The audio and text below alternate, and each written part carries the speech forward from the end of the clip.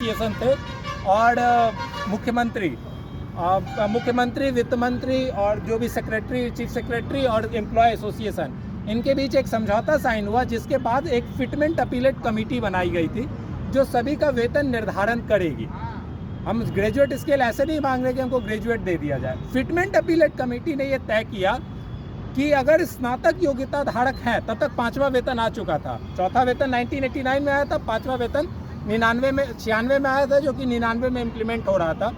तो उस टाइम कहा गया कि अगर स्नातक योग्यता धारक है तो उनको कम से कम 5000 का स्केल दे होगा, कम से कम, नॉट मोर देन। और सचिवालय सहायक उस टाइम 5500 का ले लिए।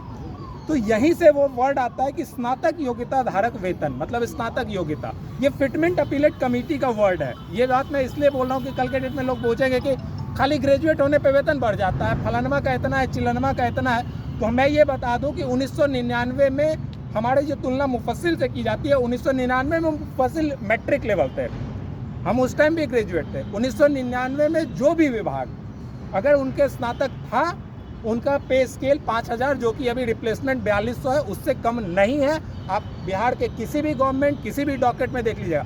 अभी से तुलना मत कीजिए कि अभी कृषि सहायक है या फलानवा है या चिलनवा है, उनका 2800 है। वो 1999 में वो पद नहीं था, वो पद अभी सृजित हुआ है। 1999 में जो भी पद सृजित था, चाहे जिस कैडर में सृजित था, वो 5000 का स्केल पा रहे थे। हम लोग को छोड़ दिया गया और उसके लिए फिर उमेश बाबू मुजफ्फरपुर के थे, उन्होंने रिट फाइल किया, LPA फाइल किया और हम लोग थक गए हैं। सरकार बाकियों का कर दी है और जो सरकार का नॉर्मल बेसिक होता है स्टेट लिटिगेशन पॉलिसी, वो स्टेट लिटिगेशन पॉलिसी भी कहता है कि एक मैटर अगर डिसाइड हो गया है हाई कोर्ट से तो सब में वो अप्लीकेबल होगा। हमारे लिए स्टेट लिटिगेशन पॉलिसी भी फॉलो नहीं की जाती है, ऑनरेबल कोर्ट का भी ऑर्डर फॉलो नहीं किया जाता है और इस तरह से हम लोग को आज भी 2400 का स्केल पे खटवाया जा रहा है, जिसके लिए हम लोग पिछले 1.5 साल से सरकार से मल्टीपल रिप्रेजेंटेशंस दे रहे थे, सब कुछ दे रहे थे और अंतोगत्वा 20 दिसंबर को विधि विभाग ने सकारण आदेश पारित करते हुए यह कह दिया कि हम इनको नहीं दे सकते, जो कि ना किसी लॉजिक से जस्टिफिकेबल है। अब हमारे पास इतना पेशेंस नहीं है कि हम फिर से 96 की तरह रिट फाइल करें और ये करें और फिर से उस लंबे 10 साल में पता नहीं कितने लोग फिर रिटायर हो जाएंगे, कितने लोग। अगर आप लोग सुनते आएंगे, जो भी हमारे सीनियर है वो बोला रहे बहुत देखे ग्रेजुएट पे स्केल, सुनते सुनते हम सब तो रिटायर हो गए। तो अंत में हमें ये मजबूरन ये कदम, अब हमारे पास कोई स्कोप नहीं बचा है कि हम हड़ताल के सिवा और क्या कर सकते हैं। यह हमारे लिए मतलब कड़ो या मड़ो की स्थिति है। अगर इस बार हम लोग चूक गए तो फिर जीवन में कभी हम लोग सक्सेसफुल नहीं हो पाएंगे। फिर ये सारी बातें छोड़ दीजिए कि सिविल कोर्ट में ये दिक्कत। अब ये रहा, ये तो हुआ मेन क्लास 3 के लिए।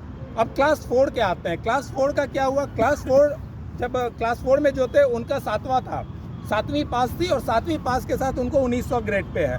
अगर सेट्टी कमीशन रिकमेंडेशन का पेज नंबर 62 उलटिएगा, उसमें है कि अगर मैट्रिकुलेशन हो जाता है क्लास 4 का तो उनको आप जो भी स्टेट गवर्नमेंट के कांस्टेबल के बराबर की सैलरी आप दे सकते हैं। उस टाइम के जो भी क्लास 4 एम्प्लॉय थे वे डिमांड किए थे, तो उनका चूंकि 7वां पास था, 8वीं पास था, तो वो उससे नहीं ड्रॉ कर पाए। जो मैट्रिक किया उसको 1900। लेकिन आपको पता होगा स्टेट गवर्नमेंट में कांस्टेबल 2000 ग्रेड पे है, लेकिन हमारे आज भी प्यून कैडर में 1800 और 1900 ग्रेड पे बहाली हो रही है।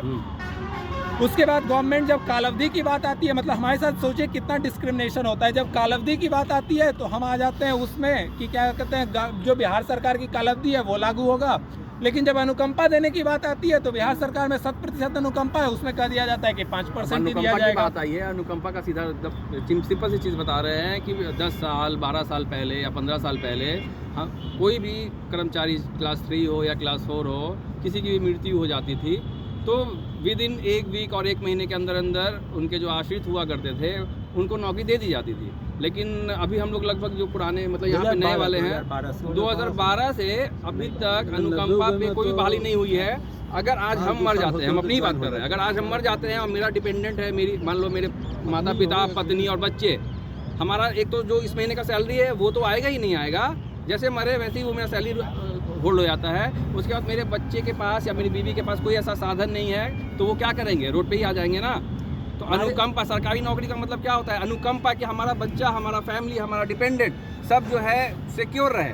हम सरकारी नौकरी में हैं और हम सिक्योर नहीं हैं। 2012 से अभी 2024 आ गया है, 12 साल हो गया है, हमारा फैमिली, हमारा बच्चा कोई सिक्योर नहीं है। हम आज मरते हैं, मेरा बच्चा अभी अच्छे स्कूल में पढ़ रहा है, अच्छा खाना खा रहा है, हम आज मर जाएंगे, कल उसको 2 टाइम का खाना, 1 टाइम का खाना, 1 रोटी भी मुश्किल हो जाएगा। जैसे लोगों को लगता है कि नहीं हम नहीं आएंगे, हम नहीं आएंगे, आज भी यहाँ पे बहुत सारे ऐसे लोग होंगे जो अनुकंपा पे बहाल होके होंगे।